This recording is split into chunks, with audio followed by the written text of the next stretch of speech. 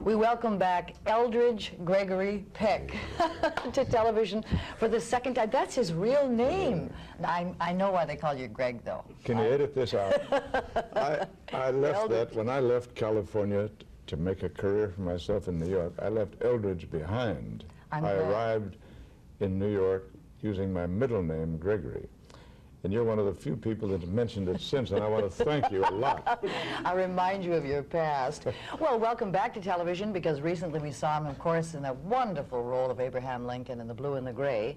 Now he's a Monsignor in The Scarlet and the Black. Colonel, do I get the feeling that you'd like to put a crimp in my social life? Damn you and your social life!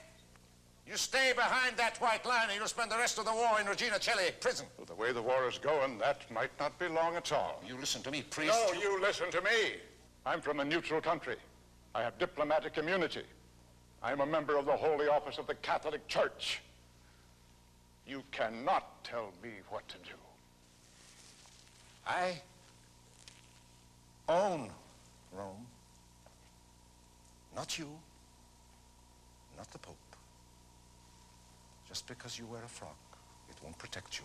Remember your gun runner, priest. I do remember him. And so does every person in Italy who understands the meaning of freedom. How do you like the fast pace of television? You're more comfortable, I think, with the slower pace of the movies, but we really move on. Yeah, but maybe it's better to be a little uncomfortable now and then. What you have to do to keep up with the pace of television is put in a lot of hours of preparation so that you don't need so much the experimentation and the trying and the discarding of rehearsal on the set, because in television that's considered wasted time. When the cameras are not turning, you're wasting time. But we made up for it in many ways. We got together in Rome, Chris Plummer and the director and I and the lady, Olga Karlatis, and rehearsed on Saturdays and Sundays. So we were pretty well set, and we were able to go and do 4 or 5 important scenes a day, where you do 1 or 1.5 in a feature film. But Ingrid Bergman said that you were a worrier, that you were never satisfied with a scene, that you always wanted to do it again. Are you still that way? Is that still true? It's true, but I'm, I guess, mellowed a little bit since I last worked with Ingrid. And I don't torment myself. I do the best I can. I give it everything I've got, give it the old college try. If there's a shading or a nuance that I think we missed, but we haven't any more time to do it, well, that's tough luck. I may feel a little bit dissatisfied, but I know that the scene isn't going to be outright bad. So you have to learn to live with practicality. Mm-hmm. The only time you ever wore a mustache in a film, The Gunfighter, about 1950. Yeah. Wasn't there a lot of reaction from women regarding that mustache? I don't remember anything that happened in 1950. No, I do remember that we started the picture, and the director, Henry King, and I wanted the authentic look of the just post-Civil War era in the Old West.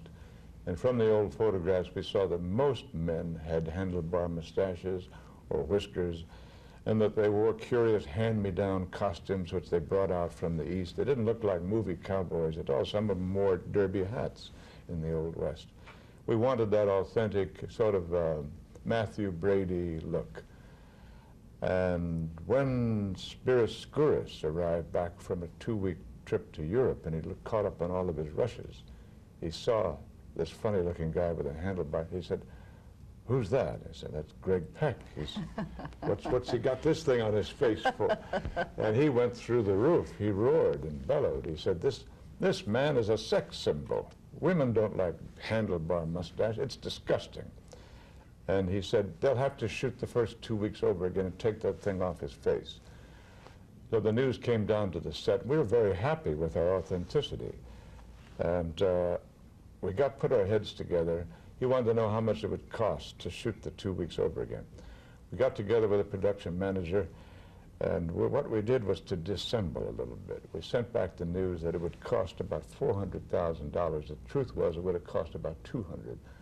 Well, he couldn't swallow the $400,000, so he had to let us go on with the mustache. And you've never worn a mustache since? Yes, I have. Oh, yes. Oh, yeah. I've worn a mustache as Mengele in The Boys from Brazil. Oh, sure. As a British officer in a picture called The Sea Wolves, and maybe once or twice. But we still like you clean-shaven. Well, thank you very much. I like the handlebar mustache.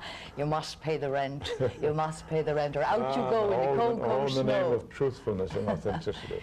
Well, we'll be looking forward to his performance now, February the 2nd, Right. As he plays the Monsignor in the Scarlet and the Black here on 1011 Strong. Mr. Peck, a pleasure. Thank you. Thank you very much. And 1011 Morning continues.